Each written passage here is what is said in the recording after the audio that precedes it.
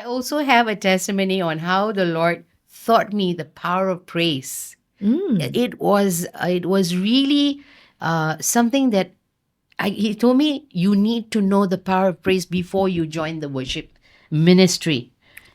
Oh, This was in 1989, long that's ago, a long really ago. long ago. In 1989, and he said, I remember there was a group of us, a group of us, 7 of us. The Lord told us to go to this particular church, it's actually St. Barnabas in Klang. Uh, and, uh, we was just supposed to go to the chapel and pray. And we didn't know why the Lord wanted us to do that, but it was all about obedience.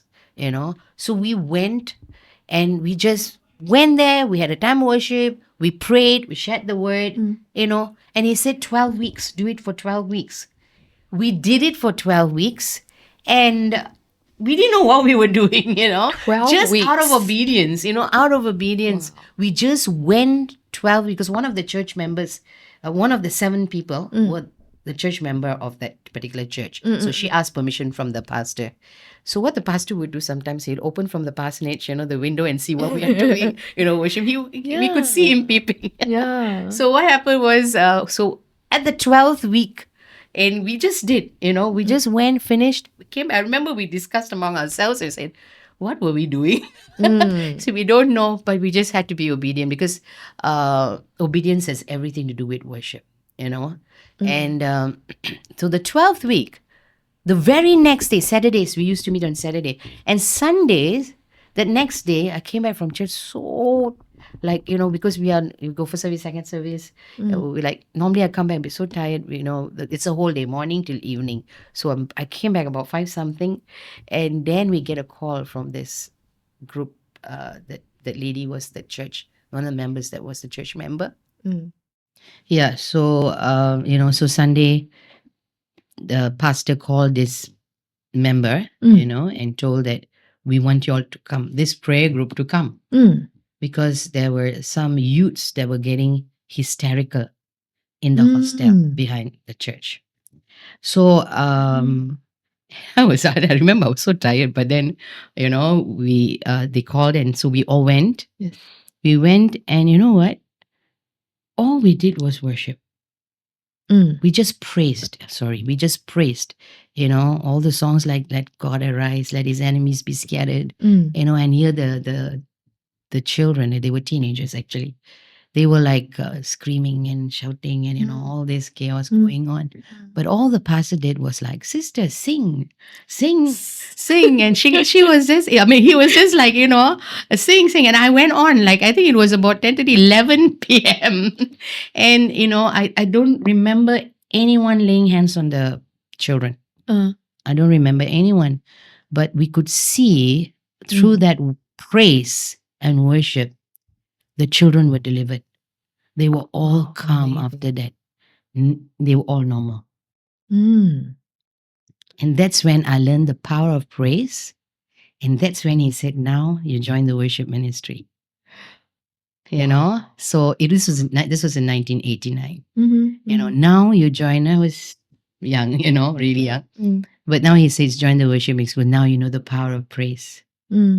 So the power of worship, not that I didn't know, I knew, but this was something else when the testimony of Jaden. Yeah. Power of worship. Why? Because we must know when to pray and when to worship. We must know. Not just engaging. Praise and worship has to be equal. Prayer and praise and worship has to be equal. So it's not like you don't worship, you pray, you don't pray, you just worship. No, it doesn't work that way. Yeah. Yeah. So that's what I would like to say. Yeah. Well, thanks for sharing of all these amazing stories and beautiful stories about how God lead you to worship and pray. So who is Revel National is really for? And for those who are coming for Revel National, how can they prepare their heart? Well, it's for anyone and everyone to come in, for Revel National, those who have been praying for revival, those who have been praying for our nation, for the awakening, for our nation, for a breakthrough for our nation. Yeah, these are the people who have been intercessors and prayer warriors who have been really praying, the worshipers. I think it's time for us to come, join our hands together to lift up that worship and that praise to God and prayers that will be going up in Revel National. And yeah, as I was saying, I really feel this is like I was sharing on Esther 2:12 in the earlier question that you asked me. It's the time of preparation. So I feel that we are in the second 6 months. We need to lavish God with our worship, to soak in that worship. And this is the place where you can linger, and for those who are really hungry for the presence of God, to experience God.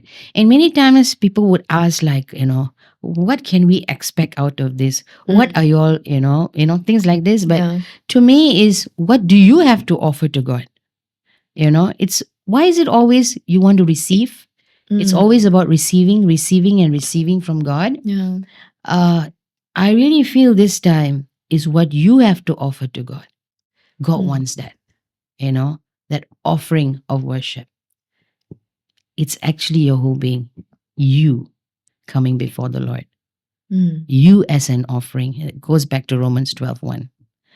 So I think we can't say enough, but this is global worship movement's last destination. We've been all these years, from 2007, what we've been building it up for. Of course, when I spoke about a day of praise until 2019, we had a tagline, united to bring worship on earth as it is in heaven.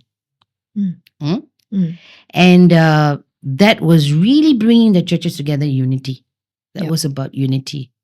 Revel in God's glory is actually about Revelations chapter 19, verse 7. It says, let us rejoice and be glad, giving the glory to him, for the marriage of the Lamb has come and the bride has made herself ready. So this is really preparing us for the coming King. So we are coming before the Lord to be a bride that will be ready to receive a King.